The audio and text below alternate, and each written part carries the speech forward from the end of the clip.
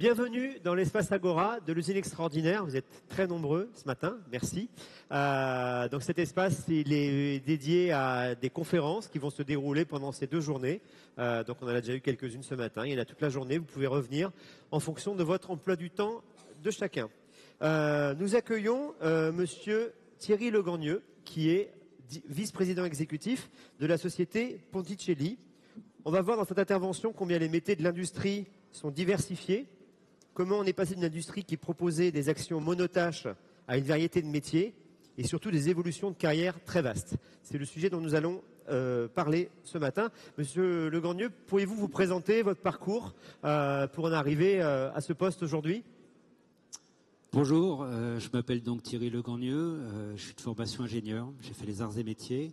J'ai rejoint mon activité professionnelle avec une volonté première, c'était d'aller découvrir le monde. Je cherchais un métier qui allait me permettre d'aller en dehors des frontières de la France et je suis parti une grosse quinzaine d'années à l'étranger. D'abord tout seul, après avec une compagne, après avec une femme et puis après avec des enfants. Et puis je suis revenu en France où j'ai pris la direction au sein de Ponticelli Frères des activités internationales de la compagnie, ça faisait sens. Et puis maintenant j'en suis le vice-président. Ponticelli Frères, c'est une entreprise qui a presque 100 ans, qui a été créée par 3 frères italiens, d'où le nom, qui venaient au début du siècle dernier fuir finalement la faim de l'Italie du Nord à cette époque. Et ils ont construit une entreprise qui est devenue un groupe, qui est un groupe de construction et de maintenance. La maintenance, c'est l'entretien des unités industrielles. Alors on parle de l'usine ici, mais l'usine, il faut la voir de façon un peu plus globale.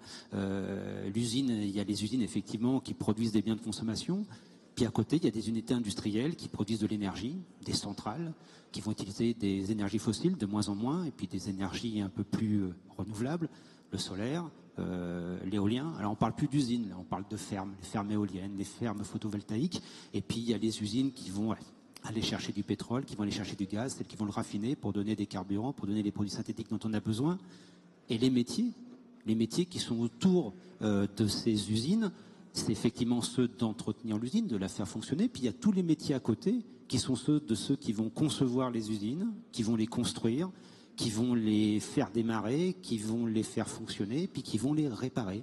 Et c'est tous les métiers de l'usine extraordinaire dont on parle aujourd'hui. Donc, on n'est plus travailler à l'usine, on dit effectivement construire, démarrer, opérer, etc. Ça, c'est... Tout à fait. C'était hier ? Il faut savoir qu'il y a des métiers extrêmement variés. Il y a effectivement ceux de la production pure, une fois que l'entreprise ou que l'usine est construite.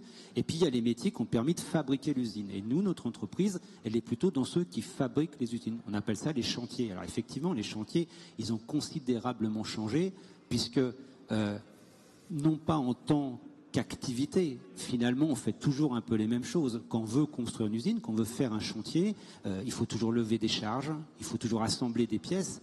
La seule différence, c'est que les outils qu'on va utiliser, les moyens qu'on va mettre en œuvre, la façon dont on va travailler, ça a prodigieusement évolué.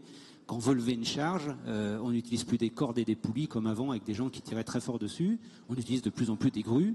Et il y en a une d'ailleurs qui est exposée, il y en a même 2 qui sont exposées tout à l'heure, vous pourrez aller les voir, il y en a une blanche et puis il y en a une rouge. Quand on monte à bord d'une grue, le poste de pilotage d'une grue, on n'appelle plus ça non plus un poste de conduite, c'est un poste de pilotage, ça s'apparente plus finalement à un avion qu'à une automobile, et la façon dont on manie ces charges qui font quelques tonnes, quelques dizaines de tonnes, quelques centaines de tonnes, et pour les grues les plus grosses, c'est quelques milliers de tonnes, pour pas dire plus. Les plus grosses grues au monde, qui sont des grues flottantes, elles sont capables de soulever 2 fois la tour Eiffel en une fois, c'est 15 000 tonnes. Donc c'est des engins énormes, mais qui se conduisent pour autant avec des manettes qui ressemblent finalement à des joysticks de console vidéo. C'est ça, c'est l'image qu'on a du conducteur de grue avec 3 boutons qui lève et qui descend. C'est plus ça du tout aujourd'hui. C'est-à-dire que le métier de grutier, il y a 30 ans, il n'est plus du tout le même aujourd'hui. Tout à fait. Les métiers, la finalité des métiers reste la même, c'est la façon dont on va les opérer. Pour assembler des pièces métalliques, par exemple des poutres, vous avez peut-être tous en tête la tour Eiffel ou les structures métalliques dans les gares. La technique, c'était de prendre 2 poutres, 2 pièces métalliques, faire un trou dans chacune d'entre elles, rejoindre les 2 pièces et de les assembler avec ce qu'on appelle un rivet. Un rivet, c'est une petite pièce métallique, un petit cylindre métallique qu'on va chauffer au rouge de façon à le rendre malléable. Et puis il y avait quelqu'un qui chauffait, qui passait cette pièce métallique dans les trous qui allaient permettre de joindre les deux pièces métalliques et quelqu'un qui frappe avec un marteau pour les déformer. On voit bien la difficulté du métier. C'était chaud, c'était bruyant, les gens devenaient sourds très très vite, c'était extrêmement traumatisant parce qu'ils frappaient avec un marteau tous les jours. Aujourd'hui, on assemble avec des boulons, avec des machines qui sont automatisées pour faire les serrages, avec des gens qui soudent, et la soudure reste un métier extrêmement pointu, mais de plus en plus robotisé et de plus en plus technique. Alors justement, des métiers comme les métiers de soudeur, on dit souvent que c'est des métiers en tension, ça veut dire qu'on a du mal à trouver des soudeurs aujourd'hui. Alors, là, je m'intéresse à tous les jeunes qui veulent rentrer dans ces métiers techniques. Alors effectivement, dans les métiers de l'industrie, dans les métiers de l'usine, qui sont de plus en plus techniques, parce qu'effectivement, je dirais la quatrième révolution industrielle, alors je ne sais pas si vous avez ça un petit peu en tête, la première révolution industrielle, c'était l'arrivée du charbon, les machines à vapeur qui allaient remplacer les chevaux. Bon, ensuite on est passé à l'époque du début du siècle, quand l'entreprise s'est créée, la deuxième révolution industrielle, c'est l'arrivée massive de l'électricité. L'électricité qui allait permettre de mettre en place les chaînes de production, le travail à la chaîne, etc. La troisième révolution, c'est au milieu des années 50 à peu près, où l'électronique arrive, les ordinateurs, les premiers robots sur les chaînes de production. Puis la quatrième révolution industrielle qui arrive aujourd'hui, c'est le digital, c'est le numérique. Elle va être colossale, cette révolution. On est dedans. Et en quoi l'impact vos métiers dans la construction d'usines, puisque c'est le métier de Ponticelli? Et l'impact, parce que si les métiers vont rester les mêmes dans leur finalité, leur préparation, l'efficacité qu'on va y mettre, l'intelligence qu'il va falloir y mettre, et finalement la sécurité que ça va induire, vont modifier nos approches de tous les jours. Aujourd'hui, lorsqu'on envoie des gens sur certaines plateformes en mer, par exemple, pour intervenir, les gens travaillent avec des lunettes dites connectées. C'est-à-dire que sur une paire de lunettes, vous avez une petite caméra et une oreillette. Ça veut dire quoi? Ça veut dire que la personne qui regarde, et regarde avec ses yeux, plus les yeux d'une, deux ou 10 personnes qui sont derrière, peut-être à 100 km, derrière des écrans, et qui voient la même chose que lui, et qui vont être capables de lui donner des conseils, d'être des experts derrière lui, et c'est une façon de travailler où, in fine, on va faire un travail similaire, mais la façon dont on va le faire va être beaucoup plus technologique.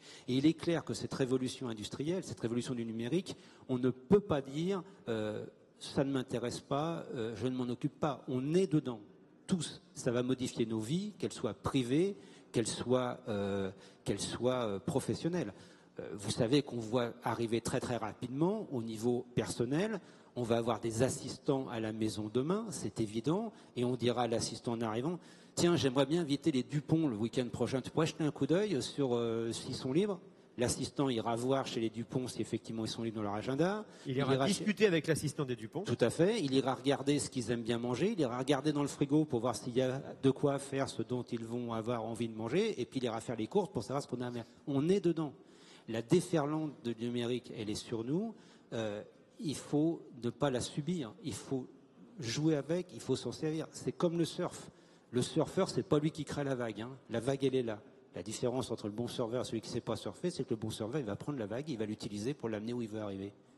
Et nos métiers, c'est la même chose. Alors, votre métier, c'est ça. Avant de parler des métiers, il y a un point quand même qui est intéressant dans votre entreprise, qui est assez remarquable, c'est le choix que vous faites des chantiers. Vous avez eu des partis pris assez forts dans la façon dont vous gérez. Vous êtes une entreprise 4000 personnes, Ponticelli. Oui, alors effectivement, je pense que des réunions ou des événements comme celui-ci, ça permet aux gens de voir ce que sont nos travaux, ce que sont nos métiers, ce que l'on fait. Mais ça ne suffit pas. Ça ne suffit pas parce qu'il faut que les gens ils aient un sens à ce qu'ils font. Le premier sens, c'est effectivement de gagner sa vie. Mais au-delà de ça, il faut aller plus loin. J'aime à croire que le gars qui taillait des pierres au Moyen-Âge, il ne pensait pas qu'il taillait une pierre, il pensait qu'il était en train de bâtir une cathédrale. Nos entreprises doivent avoir un sens. Elles doivent expliquer aux gens pourquoi ils travaillent et vers quoi ils travaillent. Une entreprise comme la nôtre, typiquement, on se dit, ce qui fait sens, c'est de travailler pour ceux dont les hommes auront besoin demain et encore longtemps. Typiquement, les hommes auront toujours besoin d'énergie. Notre travail à nous, c'est de mettre nos métiers, nos savoir-faire à disposition pour que les gens aient de l'énergie et que cette énergie soit la plus propre possible, la moins carbonée possible. De la même façon, les gens auront besoin de se soigner. Il faut que nos métiers, on les mette à disposition des gens qui fabriquent des médicaments, par exemple. Et ça fait partie clairement du sens de l'entreprise, de ce qu'on appelle aujourd'hui sa raison d'être.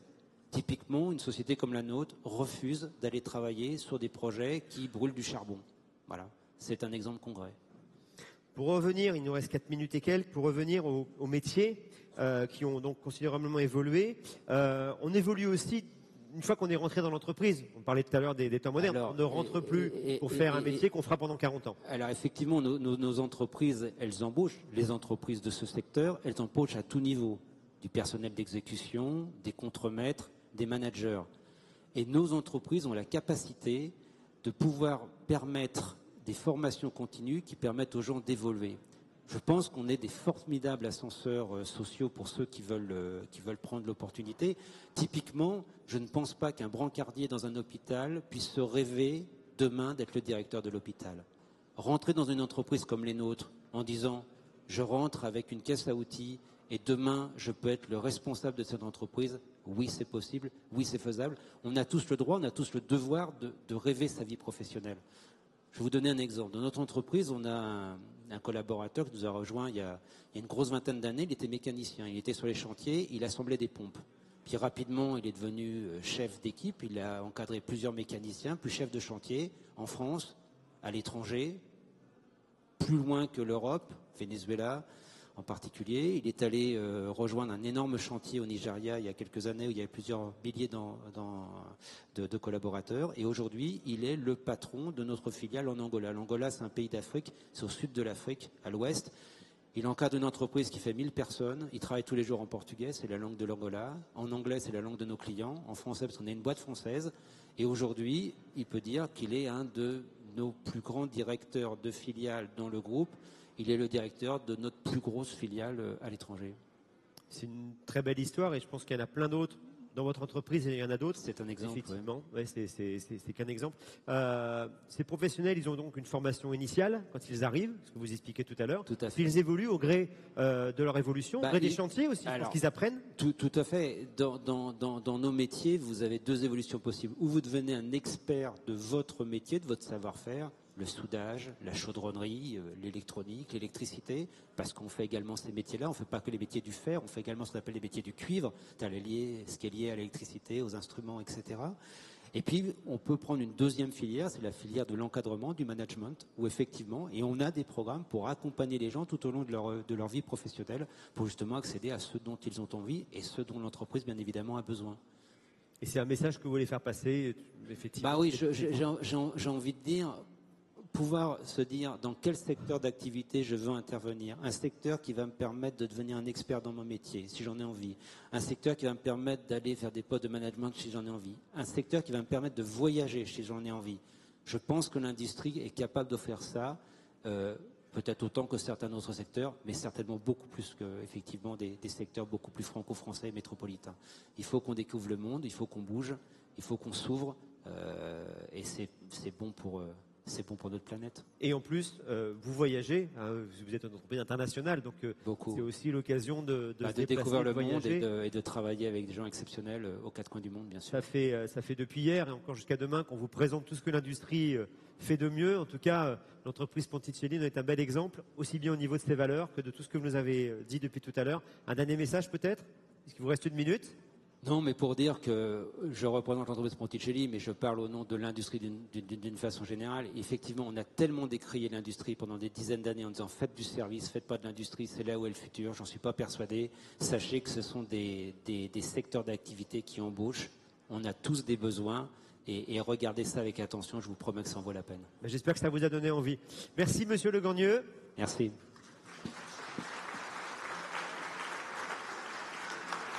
Donc ceux qui veulent rester, vous pouvez rester. Sinon, je pense que vous sortez par là-bas en suivant mon doigt. Ah non, vous ne sortez pas? Si, par là-bas, c'est ça. D'accord.